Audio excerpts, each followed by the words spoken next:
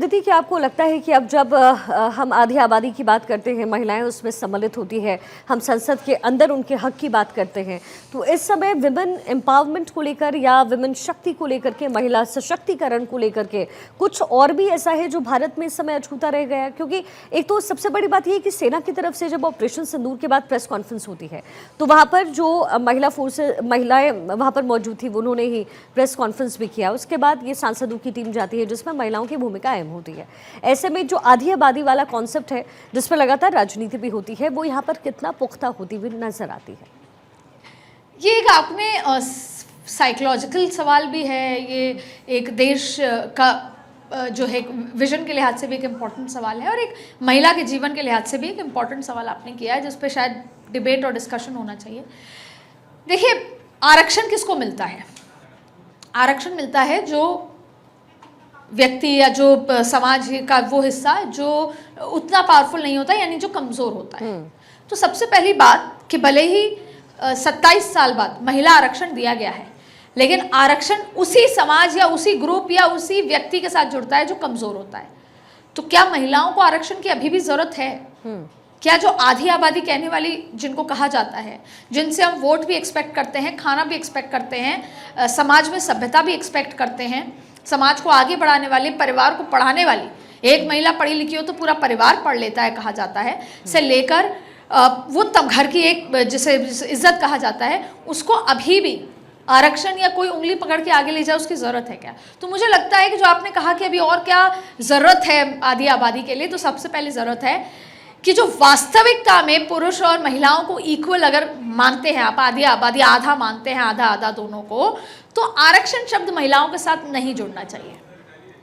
ये उतना ही ऑब्वियस होना चाहिए जैसे एक पुरुष चुनाव लड़ सकता है, किसी कंपनी में सीईओ बन सकता है, नौकरी कर सकता है, ट्रैवल कर सकता है, जो सब कुछ कर सकता है वो महिला भी कर सकती हो।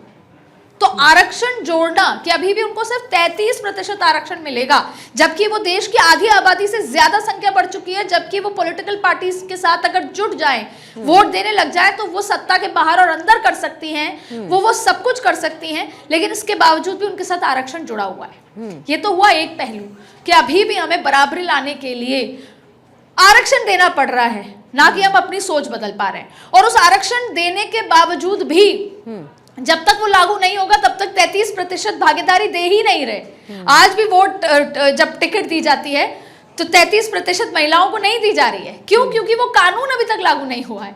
और चाहे फिर ये भाजपा हो, चाहे कांग्रेस हो, चाहे कोई भी पार्टी हो, वो साथ हो या नहीं हो, लेकिन अभी भी 33% भागीदारी नहीं नजर आ रही। बहरहाल, दूसरी बात है कि आपने कहा कि अगर हम आज के परिप्रेक्ष्य में देखें तो प्रयास हो रहे हैं, कम से कम ये जब तक सोच में तब्दील नहीं होता, रेगुलर उसमें तब्दील नहीं होता, तब तक आरक्षण से ही आगे लाया जाए। और तब फिर आप देखिए कि किस तरीके से शौचालय से लेकर अब तक का जो सफ़र है, जिसमें वो फाइटर जेट्स भी चला रही हैं, जिसमें वो पीएम सिक्योरिटी में भी हैं, जिसमें जो कुरैशी मैडम है प्रेस कॉन्फ्रेंस करके बता रही हैं कि ऑपरेशन सिंदूर में क्या कुछ हुआ है, जिसमें वो तमाम बातें हैं जो डेलीगेशन के लिहाज से भी हो रही हैं, तो वो ज़रूरी है।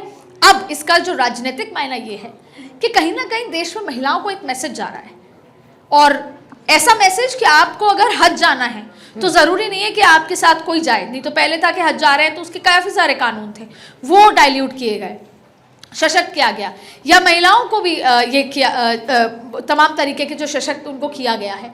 तो ऐसी बहुत सारी चीज़ें जो महिलाओं के लिए हो रही हैं और ये ज़रूरी भी थी। और इसको लेकर एक बड़ा संदेश, ये संदेश है कि अगर भारतीय जनता पार्टी की सरकार रहेगी तो महिला सशक्त रहेगी, चाहे वो 3 तलाक हो, चाहे किसी भी तरह का कानून हो।